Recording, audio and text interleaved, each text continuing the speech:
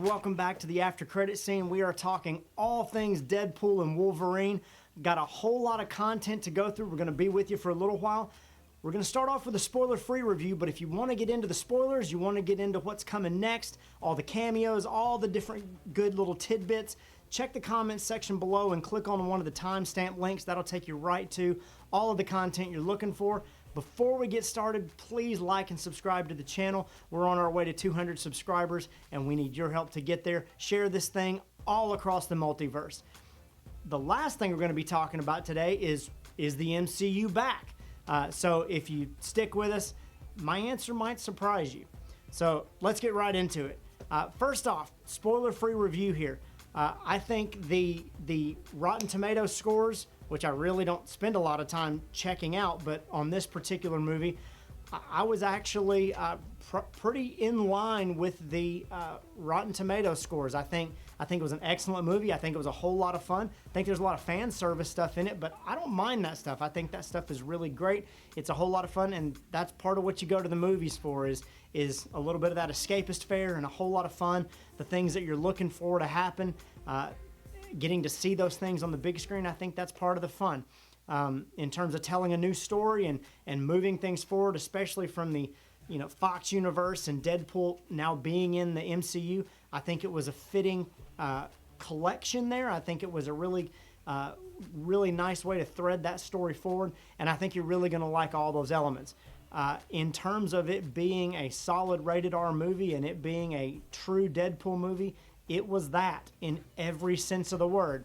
The gore is there, the violence is there, a lot of the harsh language is there. If you have children, I would not suggest this movie at all.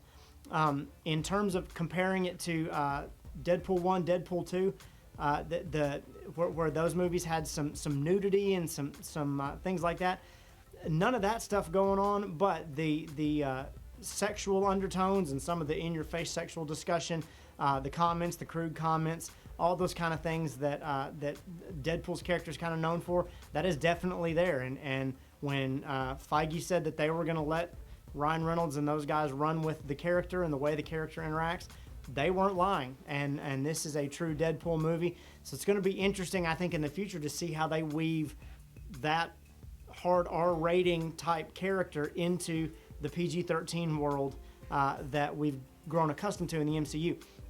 However, in spite of all of that, if you are of age and can handle those things, it was a whole lot of fun. It was silly. It was goofy.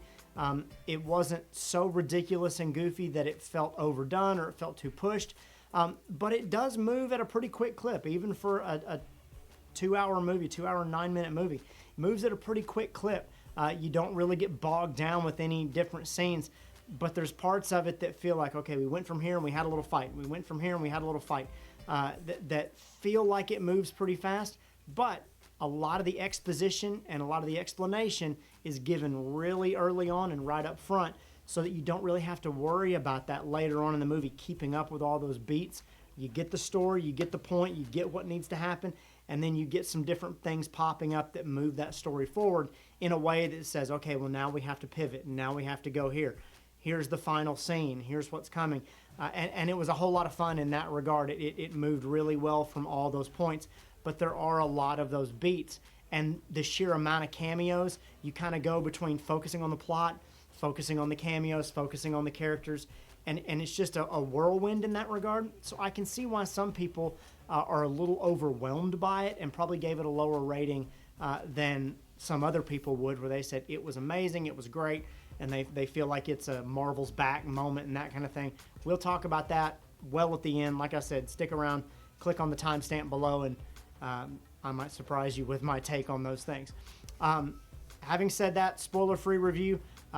I think it's a fun watch. I think it's a great addition to the MCU, and I think having Wolverine in that movie and the way that they did that, and Feige has already said that this is kind of paving the way for the entry of mutants into the MCU. And I know some people have posted online and rebranded the multiverse saga the mutant saga, and I wouldn't go that far. I don't think it's doing that, but I think there's still a lot of multiverse elements in this movie, and it's kind of a necessity when you get into the nitty-gritty of it. But it was a whole lot of fun, really great movie. If you're accustomed to that type of thing, comfortable with those types of things, it was right up your alley. In terms of taking your kids to it and it being a family type movie, absolutely not. Need to probably wait for that, find a way to show it edited, edit out the language and those kind of things. If you're okay with some of the violence and the so much blood that it's silly type thing, you'd probably be okay just editing out editing out the language and stuff. Other than that, I think the Rotten Tomatoes scores are probably pretty spot on. 7 out of 10. It's not in my top 10 Marvel movies, but that's a really hard bar, especially with 29 plus movies now. But other than that, that's all I have to really say about that. Getting into a lot of spoilers here. If you have not watched the movie, save this, hold on to it, bookmark it, come back and watch it later so you can get into all these things, because I'm really curious what you guys have to say. Feel free to put your spoilers in the comments below, but please tag them because if people don't want to see those things yet, but they want to check the spoilers, we'd like to make sure to keep the spoilers to a minimum in that regard. Otherwise, let's get right into it. Overall story, like I said, the fan service stuff I thought was excellent. I thought it was really well done. From the moment that Deadpool kind of has this existential crisis of trying to figure out what he wants to do with his life, you get some flashbacks and get some different things there, particularly with Deadpool using the Cable's time watch and those kind of things. It blended really well with the end of Deadpool 2, where he goes and he does a lot of those things. That's kind of how the TVA gets a hold of him, and that really sets up the foundation for the whole movie, even though they add a whole lot of elements in there to kind of pull everything together. And you see Deadpool trying to make sense of where he needs to fit in the world, especially after those things, going to the Earth 616, or what the TVA would still refer to as the sacred timeline, the original timeline, even though there's a lot of different repercussions there. We'll get into that in a minute. You see him go there. You see an interaction with him and Happy before Endgame, because Happy is in charge, and he refers to Tony Stark that he really doesn't do those things anymore, so we know he's not dead. He's around. And that room that they meet in is full of Easter eggs, things from Iron Man 2, 3, all kinds of different things that you can really get a kick out of that they made sure to put in that room. But Wade Wilson is sitting there saying, I want to be an Avenger. I want to be part of this. I want to do this. Happy says, I don't really think you're ready. Really just partly because he doesn't know him, seems a little bit crazy. And really in kind of a meta way, pushing him out the door to go and pursue his own story. And at the end of it, he kind of gets there by a different path. And so the cool thing, though, is when they move from Earth 616 back to Wade Wilson's timeline, they label it Earth 10005. And that ends up becoming, and you find out later, that it ends up becoming the X-Men universe, where Logan used to be alive, where all of the X-Men movies took place, and obviously some of those were retconned due to the events in X-Men Days of Future Past. But you get a lot of those interactions, and all of those different characters were in Earth 00005, which probably means, I don't know that for sure, but probably means that where we find Monica Rambeau at the end of the Marvels, where she wakes up and Beast is there and some other characters there, could be that universe, could be Deadpool's universe. We don't know that for sure. There were some other characters there that we haven't seen yet. I don't think it would be a problem to do that, considering the Beast we saw was Kelsey Grammer's Beast. But we'll have that'll remain to be seen. Could be that might be a really cool tie-in later, that Monica Rambeau is actually in Deadpool's universe. But the majority of this movie does not take place in either one of those universes. It takes place in the void, because Wade Wilson gets pulled out of the timeline during his birthday party, in which we not only see all of the different characters from Deadpool 2 who did not die because Wade went back and saved them, but we find out that somewhere in between those things, him and Vanessa have broken up, mainly because Wade was too dumb to hold on to a good thing and was worried that she didn't like him anymore, and he had to kind of become okay with himself. So he goes on this personal reflective journey. But as he gets pulled out of the timeline by the TVA, he ends up meeting Mr. Paradox, which his name is spot on for what's going on in this movie. But you find out later on that he is working on his own, separate from the TVA itself, which kind of lends itself to some things we saw happen in Loki Season 2, presumably different factions of the TVA taking their own responses to what's going on with the sacred timeline, with the loom falling apart. But Mr. Paradox opens us up to this new idea of anchor beings, and we will talk a little bit more about that later, but the idea of anchor beings being that someone who is so important to a timeline that if they die, the timeline starts to wither, is the push that pushes Wade Wilson to say, well, I'll just go get another Wolverine and we'll move him into my timeline.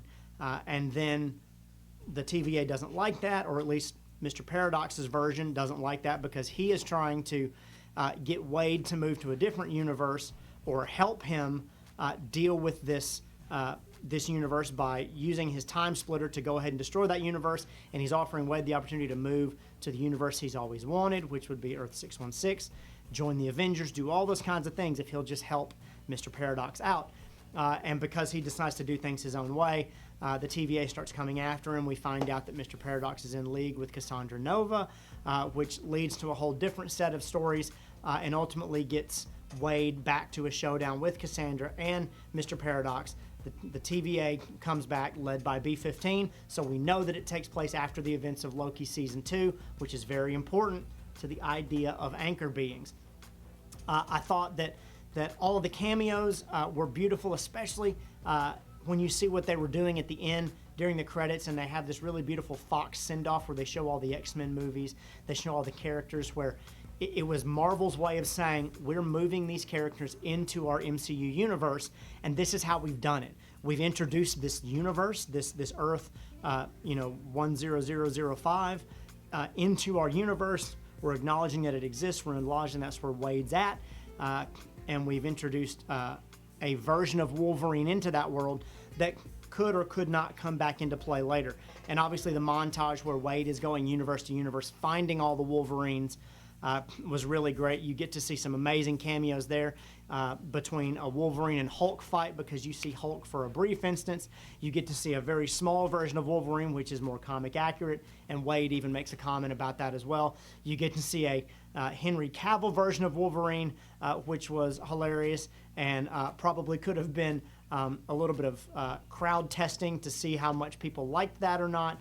But it was really awesome to kind of see those things, and it'll be interesting to see what Marvel does to introduce the X-Men into the rest of the MCU later as they introduce those versions of the X-Men. My guess is that they're going to introduce a different universe worth of X-Men, or you'll find out that the X-Men have been hiding out somewhere in Earth 616 for a very long time. Either way, my guess, my money is on them pulling them from another universe like they introduced them in at the end of the Marvels. And so seeing how that happens, I think, is going to be fun, but I think they're really taking care with it. And that send-off was a good reminder of how much Marvel is taking care of utilizing their characters in a way that does justice to those characters and blends them into the universe overall. The cameos in terms of fan service were excellent, pulling in old Fox favorites like Elektra, Blade, Gambit, and Channing Tatum's version of Gambit, and they even gave you some fan service moments during some fight scenes where you got to see Gambit doing certain things that were previs elements and artistic renditions by Channing Tatum and his crew of what Gambit might look like when he was finished up, right down to him shuffling the cards and throwing them, doing those different kind of things. It was really, really great in that respect. Other cameos, a lot of the different villains from the Hellfire Club, from different versions and different different X-Men movies. You had Azazel, you had Toad, you had Pyro, Juggernaut, a different version of Juggernaut other than Vinnie Jones, and then you had Cassandra Nova talking about her brother, and not really knowing which version of her brother she might be talking about. The different versions of those characters, including Chris Evans coming back as Johnny Storm. And the reveal moment where most people probably knew it was coming, but they really set it up where they make you think it might be Captain America, and then he yells "Flame on" was a really fun moment for a lot of people. Whether you knew that that's a character he was or not, that moment, being able to kind of subvert expectations and throwing that in was a whole lot of fun. So overall, the cameos I could think of, including all of those, I found 13 pretty big ones right there that you could catch pretty quickly, you know, from B-15 to Hulk to Henry Cavill to Gambit, Blade, Elektra. They throw out a lot of names as well, including Daredevil, and then all of the, you know, Azazel, Toad, Pyro. A lot of different cameos. Blake Lively as Lady Deadpool, even though she didn't take her mask off. And then some different versions of Deadpool, which included a pretty-faced version that ends up ultimately dying there at the end in a rather humorous way. All of those things really awesome, really exciting, and a whole lot of fun to really throw in there. And just, again, pulling in all of these X-Men, Fox universe type things and saying, hey, these are ours now, we're going to utilize these, we're going to give them a good send-off. And even the meta conversation between Gambit, Elektra, and Blade talking about getting their send-off, getting their finale, was really, really cool. And just kind of a tip of the cap to those people to say, hey, we appreciate what you did, and here's kind of what we wanted to do with it and wish we could do with it. Some things we got in this movie, some things that are really important moving forward. A lot more acknowledgement of mutants. Wolverine talks about it. Cassandra Nova talks about it. All those different characters talk about being mutants. The language was thrown around there, and we were exposed to the world of mutants, where people know that there are mutants and know what they're called and know who they are. And in that respect, it's an interesting take on some of the different MCU elements, because we know it, those people know it, but the rest of the MCU at large has not been introduced to mutants. So we know they're out there somewhere, and we're just waiting for the rest of the MCU to find them. And what's going to happen when they do find each other? And is it going to be a battle, somewhere akin to Avengers versus X-Men? Or is it going to, maybe we get a Civil War type movie where that happens, or maybe it becomes a bigger story that pops up later on, and we get a much longer, slow burn mutant storyline after some of the multiverse stuff takes care of itself. The TVA. We get a lot of different things about the TVA in this one. The biggest thing that I think it was a reminder of is that the TVA is a big player in the multiverse story, which means they're not just in the TV shows, they are in the movies. And being able to pull those characters in and pull that world in to say these guys are going to be taking care of this is really important. When they talked about the TVA, even though they were showing visual images of a sacred timeline and it redlining out of different places, it does not mean that Loki's version of the timeline, which is more like a world tree, is not still the main timeline shape or working model. Paradox can simply be talking about a branch of that, and he's wanting to trim a lot of these branches. Maybe some of these guys like Paradox are still trying to repair the loom, and they're trying to do things in their own way, and if they're running off in a rebel fashion doing their own thing, then it wouldn't really matter whether or not they believed with the loom version of the timeline or the world tree version of the timeline. It wouldn't really matter how they talked about it if that's what they were trying to do. We want to prune these, we want to do this, we want to do that. And the idea of anchor beings being a thing, in Multiverse of Madness with Doctor Strange, we learned about incursions. We learned about all of these different things that can destabilize a timeline, which is really important, and I think is an important point that I want to talk about here when we get into multiverse explanations. Because with the TVA and with this idea of anchor beings, you could really be left wondering, and I was until it kind of clicked on me, and here's my hot take.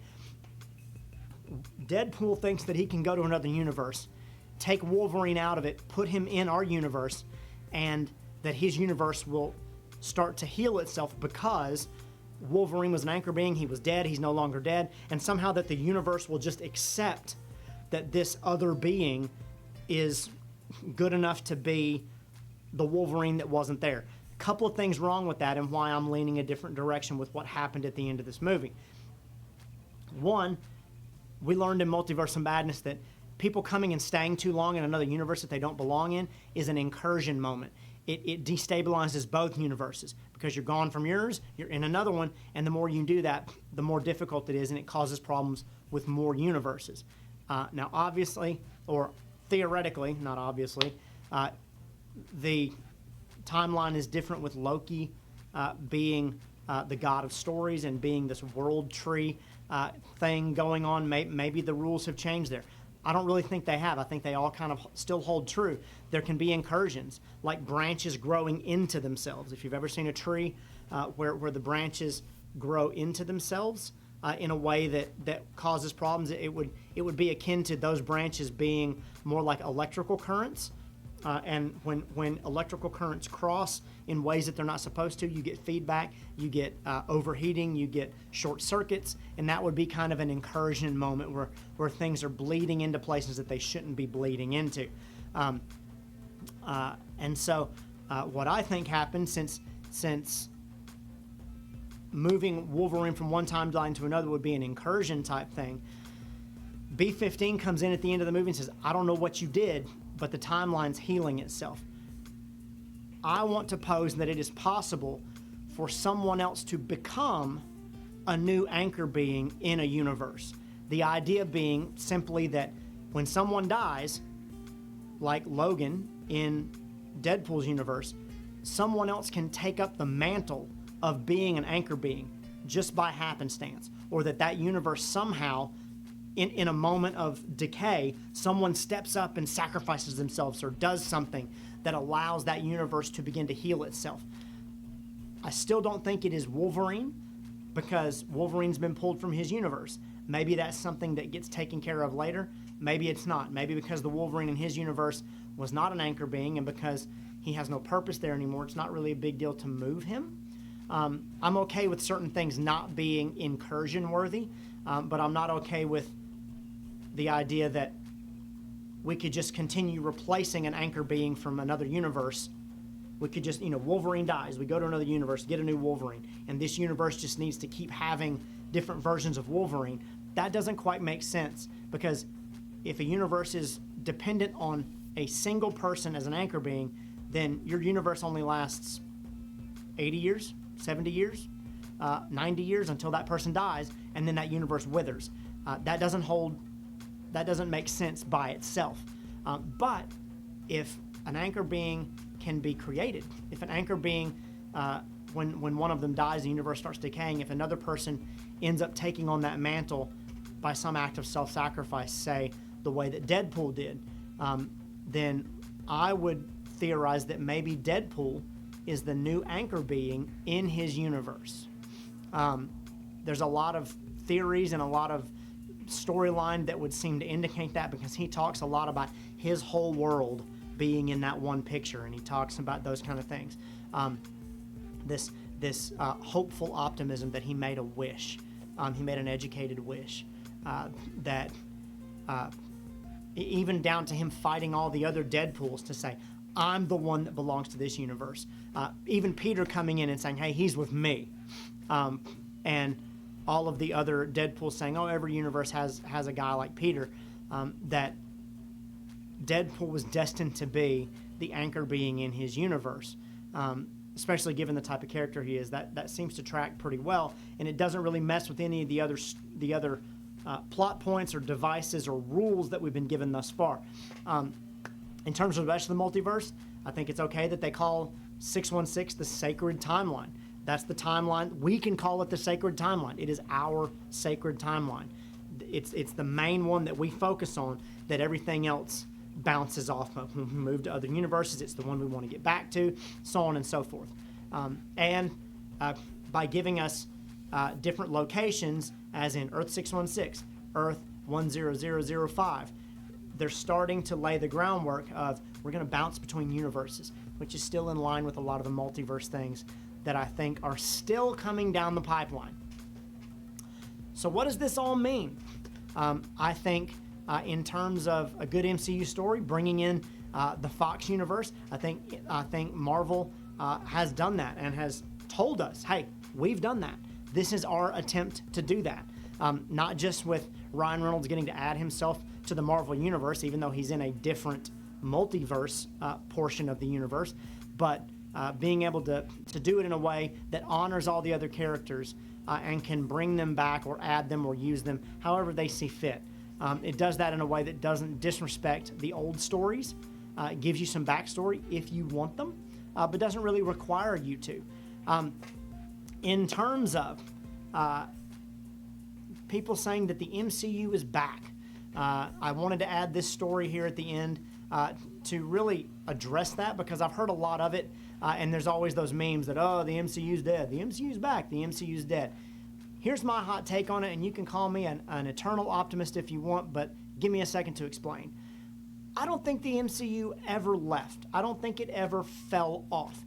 I think there was a growing contingent of people that did not like where they went after Endgame, but that does not mean that Marvel as an institution or an organization skipped a beat or fell flat. There may be stories you didn't like, and some did not end as well as we had liked. See Secret Invasion or Eternals. But as I always explain to people when it comes to Disney, and you can fight me in the comments, that's totally fine. I think there may be movies you don't like in the world of Disney, all things Disney, but Disney does not tell bad stories. That's kind of the mark of a movie in general. If it's a story worth telling, they'll tell it. But Disney's very careful about what kinds of stories they tell. Hey, we want to tell this story. We want to introduce these characters, but we don't want to tell a bad story. That's why you get reshoots. That's why you get, searching for the perfect director, searching for the right script. They want to tell a good story. Even if the movie bombs by monetary standards, in terms of Disney, see something like John Carter. Totally bombed, but not a bad movie. Fun to watch, entertaining story, unique in a lot of ways. Some people just don't like that. They don't like those space stories, alien stories. It wasn't really bad. You can not like a character, which is the case with something like She-Hulk, the case with something like Deadpool. You may not like the character, but the story's not bad. It's a fun story. This one had a lot of fan servicey moments. But if you were to go back through everything from Phase 4 and Phase 5, you have a lot of really good movies, really solid movies, really solid TV shows. You got WandaVision, Loki, Shang-Chi and the Ten Rings, Spider-Man No Way Home. I've got them written down here. Hawkeye, Moon Knight, Wakanda Forever, Werewolf by Night, the Guardians Holiday Special. You've got a whole lot of stuff that's really great, including some B-tier things that I can kind of agree, okay, they are not high-quality cinema, but they're not awful. They're fun to watch, and they're still good stories. Black Widow, Falcon and the Winter Soldier, things like the What If stories, even though they're animated. Eternals, I would put in that category. It's a different story. Most people didn't like it. There's a lot of different characters in it. But in terms of being a fun story, in terms of being a good story and being different and giving you some lore into the MCU, not bad at all. Even Miss Marvel, I loved that TV show. It was very endearing. It was a whole lot of fun. But B-list stuff, and I understand there's other movies in there and other shows that did not do as well, but I would put those in the category of everybody's got something they can watch, something they can like. But then you get into Phase 5, and you have what I would argue was decent movie followed by great movie, decent movie followed by great movie. Ant-Man 3, decent movie. Not like the other ones, but not a bad story. Guardians of the Galaxy 3, excellent movie. Whole lot of fun, but still kind of goofy, and it may not be your cup of tea. You got Secret Invasion, mid-tier for 5 episodes, and episode 6 kind of left a bad taste in people's mouth. I get that. Still, it introduced some new characters and moved the storyline forward. It gave us a really cool twist with Rhodey and some of those things. But then you get Loki season 2 after that. Fantastic, phenomenal, amazing show. The Marvels, not really as amazing as everybody wanted it to be, but not bad at all. And I would argue 2 of the best after-credit scenes in the entire MCU thus far. Deadpool and Wolverine. A lot of people think it's a great movie. Marvel's back. MCU's back. and then we're going to get Captain America 4 and Thunderbolts after that. Who knows how those are going to be, but people are excited about them. There's nothing in there that you would say, man, they had, dud after dud after dud. There's enough movies in the MCU now that if you don't like something, if it's not your cup of tea, they've broadened the universe so wide, it's going to happen. And I would argue with somebody who agrees with somebody like Martin Scorsese's comments about, well, it's not real cinema. Martin Scorsese's movies by that metric, or Quentin Tarantino's movies by that metric, are not real cinema either. Precisely because it's not trying to reach everybody. And they would tell you their movies are not trying to reach everybody. They're telling their stories the way that they want to tell them. And when they tell them, they're good stories. The Departed is excellent. The Hateful Eight, excellent. Kill Bill 1 and 2, excellent. But they're told in ways that some people like them and some people don't. You connect with certain characters and some characters you don't. But Martin Scorsese tells a lot of gangster stories and a lot of mafia stories. Maybe I don't want to watch mafia movies. I've got to be in the mood for it. Same thing with Marvel movies. I'm not always in the mood for a comic book movie. I really love them and I really like them. But sometimes I want to watch a grounded story, like a Hawkeye story. But sometimes I want to watch something really crazy and off the wall, like Guardians of the Galaxy. And there's a little bit of something for everybody in there. And in that respect, I think Marvel and the MCU by extension and Disney by extension are doing a great job of tending to this universe that they have, so that if you want to be a part of it, there's a little something for everybody. And you can dip your toe in wherever you want to. Their job is not to make as many people like it as possible in as many ways as possible. If you do that, you lose everybody because nobody's happy. Because every movie is going to have a little bit of something for everybody and is not really going to focus on what a particular story or genre to be able to even tell a story. You're just going to be shooting a shotgun at a wall that's 100 yards away and you never make any dent in anything. And so being able to, if we're going to stick with that metaphor, firing a rifle from 100 yards, you're going to get a nice hole, you're going to poke through, and you're going to make a dent. But if we continue to think that Marvel has to blow this big hole out of the culture and blow this big space in the culture that is better than everything else, that's not feasible. And they can do it every so often, but it is a slow build to do that. It is a slow march forward to say, okay, we've got this shotgun and we're going to give everybody a little bit of everything, but we're going to shoot some little holes first and we're going to keep taking steps forward and we're going to hold back until we get to a big moment, like an Infinity War, like an Endgame. And then we're going to shoot our shot and it's going to hit everybody and it's going to be big because you stayed with us through all these other journeys. And I'm going to say it again, if you think that Marvel does not know what they're doing right now, then you are grossly misinformed and your expectations are wildly off. I get that everybody had expectations after Endgame, but it couldn't stay here. Not because, I'm not talking quality, I'm talking type of story. It had to go back down here to these little guys because there are repercussions to these actions that if you're going to tell a grounded story, needs to make sense for everybody. And exploring these different characters is part of doing that. And once they do that, they can pull from any different set of stories that they want to tell the type of stories that they want to and make a bigger impact later on and give you a lot of these fan servicing moments that everybody really loves that lend itself to the story and not detract from it because they're just trying to give you something so that they can make sure they get your money at the box office. If it was a box office grab, this would be junk after junk after junk. It would be Transformer movies, okay? Transformer movies are good, but they're all the same thing. If you want to go see cars transform into robots and you want to see them fight each other for world-ending stakes, go do it. They're all the same in that regard, even though they're fun to watch and the story's a little bit different every time. This is not that. Maybe it started out that way, but they were building towards they didn't realize they were building towards something the first time, Iron Man, Thor, all those different characters early on, they didn't realize they were building towards something early on because they didn't know if it was going to take off. And when it did, then they could do that. And now they can tell the stories they want to, the way they want to, and they can build towards something bigger, and it can be a much slower burn. And when all of this stuff comes back together again, it's going to be a lot better and a lot more refreshing and have a bigger impact, I think, as a cultural moment than even Endgame did. But we don't know what that is, and that's part of what the fun of it is to not know. And so I hope you're enjoying the MCU movies as much as I am. Deadpool and Wolverine was an excellent movie in that regard. It was a whole lot of fun. I'm curious what you guys think.